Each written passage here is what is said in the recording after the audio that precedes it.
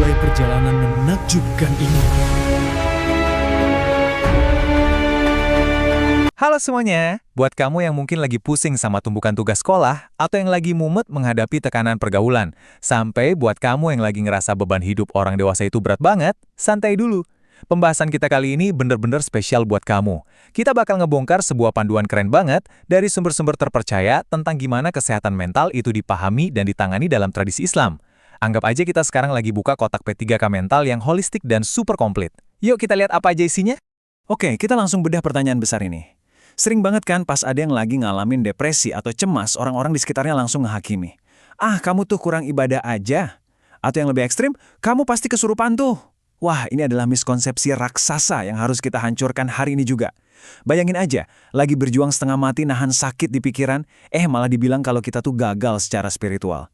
Hari ini kita bakal patahkan mitos itu. Pergumulan tak kasat mata itu sama sekali bukan tanda kalau iman kamu lemah. Biar kebayang seberapa nyatanya masalah ini, Organisasi Kesehatan Dunia atau WHO ngasih kita fakta yang cukup bikin kaget. 1 dari 4 orang, coba deh bayangin, 1 dari 4 orang bakal ngalamin semacam gangguan mental dalam hidup mereka. Kalau bukan kita, ya mungkin teman sebangku kita, rekan kerja di kantor, atau bahkan keluarga di rumah. Ini jadi bukti kuat kalau penyakit mental itu kondisi medis yang benar-benar nyata, yang ngaruh ke cara kita berpikir dan bertingkah laku. Dan ya, penyakit ini tuh sama nyatanya dan sama validnya kayak diabetes, asma, atau sakit jantung. Nah, yang bikin makin menarik nih, ulama-ulama klasik dari zaman dulu itu udah punya cara yang indah banget buat ngebedain penyembuhan. Mereka membaginya jadi 2. Di satu sisi, kita punya dawa. Dawa ini obat medis buat fisik kita. Kalau kamu sakit perut atau pusing, nah kamu butuh dawa. Tapi di sisi lain ada yang namanya syifa. Syifa ini penyembuhan holistik yang jauh lebih dalam. Penyembuhan buat mental, psikologis, dan hati kita. Penyakit kayak dendam kesumat, sedih yang berlarut-larut, atau overthinking yang parah, nah itu disembuhkan lewat syifa. Dan konsep ini tuh dengan cerdas banget memetakan masalah internal kita. Coba lihat pembagian ini deh. Ada al-khauf dan al-hazan. Al-khauf itu rasa cemas atau takut, ini tuh respons kita tentang apa yang bakal kejadian di masa depan. Kayak aduh besok lulus ujian gak ya? Atau bisa dapat kerjaan gak nih? Sementara itu al-hazan adalah depresi atau kesedihan yang dalam, yang biasanya merupakan beban berat dari masa lalu. Tradisi ini udah tahu dari dulu 2 akar utama yang bikin pikiran kita berantakan. Dan tentunya nawarin solusi biar kita nggak terus-terusan terjebak di sana.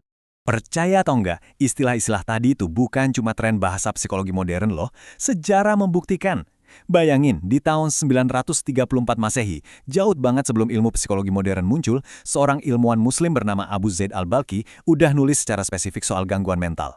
Bahkan nih, di tahun 1500-an di Kesultanan Utsmaniyah, mereka udah ngebangun rumah sakit khusus buat nanganin penyakit mental. Ini bukti nyata kalau peduli sama kesehatan mental, itu udah jadi tradisi dari dulu banget, bukan barang baru yang baru ngetren kemarin sore. Terus gimana dong cara kita bertahan dari serangan mental setiap hari? Ibaratnya lagi main game, kita butuh zirah atau pelindung mental yang namanya husnuzon. Husnuzon ini adalah kemampuan buat terus mikir positif dan berprasangka baik sama Sang Pencipta. Kenapa ini penting banget? Karena pas kamu lagi kena masalah, misalnya gagal masuk sekolah impian, atau bisnismu lagi seret, armor ini bakal langsung ubah mindset kamu. Kamu nggak bakal ngeliat ujian itu sebagai hukuman yang bikin anjur, tapi justru ngeliatnya sebagai peluang besar yang lagi disiapin buat kamu naik kelas. Jadi, mari kita ubah cara pandang kita. Anggap aja poin-poin ini kayak cheat codes atau kode rahasia dalam game kehidupan. Kenapa sih ujian yang bikin stres itu harus kejadian? Pertama, itu tuh ibarat tombol delete buat ngehapus kesalahan masa lalu kita. Kedua, ujian itu fungsinya buat naikin level spiritual kita. Dan ketiga, ini yang paling keren, buat nyimpen hadiah super besar yang nunggu kita di akhirat nanti. Ini bener-bener cara mikir brilian yang bisa ngubah rasa sakit dan derita menjadi jalan tol menuju kemenangan sejati.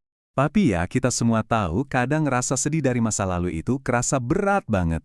Rasa bersalah karena sebuah kesalahan bisa bikin kita overthinking siang malam, guling-guling di kasur nggak bisa tidur. Nah, pas kapasitas otak kita udah kepenuhan sama memori bersalah ini, gimana sih cara kita ngehapus mental cache-nya?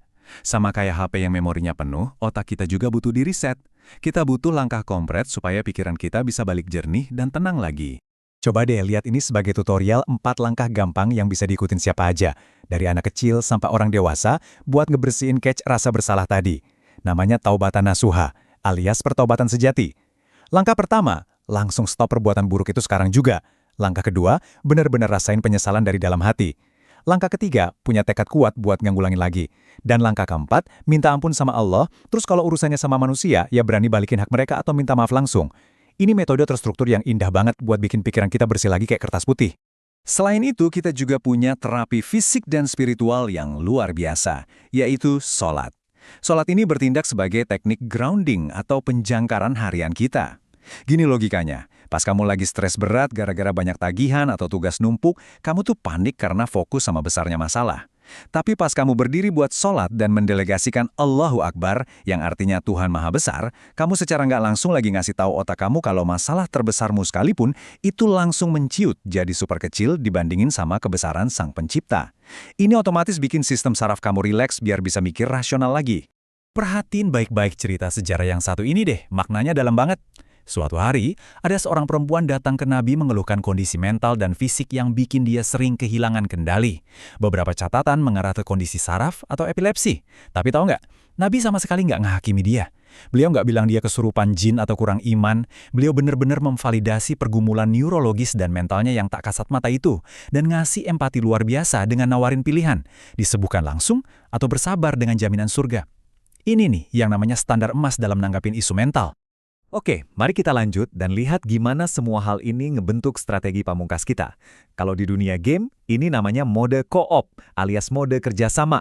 Kotak P3K mental yang komplit itu isinya nggak cuma satu macam. Kita harus gabungin pertahanan spiritual yang kokoh, kayak husnudon, sholat, dan taubat, sama bantuan dari tenaga medis profesional. Ya, ibadah itu penting banget, tapi kalau kamu punya penyakit mental secara klinis, kamu juga wajib banget pergi ke ahlinya, ke dokter, psikiolog, atau psikiater. Keduanya harus jalan berdampingan. Terus kenapa sih kita harus banget ke dokter? Kutipan ini ngejawabnya dengan super telak. Ajaran agama tuh secara aktif dan tegas nyuruh kita buat berobat kalau lagi sakit. Ditegesin bahwa setiap penyakit yang diturunkan pasti udah dibawakan obatnya. Nah, obat buat masalah mental itu seringkali udah disediain lewat ilmu kedokteran dan terapi modern. Kutipan ini otomatis ngehapus semua rasa malu dan stigma negatif di masyarakat tentang mencari bantuan klinis. Ingat ya, agama dan sains itu satu tim buat nyembuhin kamu. Kita tutup pembahasan kali ini dengan satu pemikiran yang patut banget kamu renungin. Setelah kamu tahu kalau merawat kesehatan mental itu sangat didukung, divalidasi, dan dianjurkan oleh keyakinan serta sejarah kita, udah nggak ada alasan lagi buat menderita sendirian dalam diam. Kotak P3K ini udah siap pakai, mulai dari melatih pikiran positif, pakai teknik grounding biar tenang, sampai keberanian ngetuk pintu ruang psikolog. Pertanyaannya sekarang, kalau solusi dan obatnya udah disediain di depan mata, apakah kamu cukup berani untuk mengambilnya dan mulai pulih? Teruslah belajar, sayangi kesehatan mental kalian, dan sampai jumpa!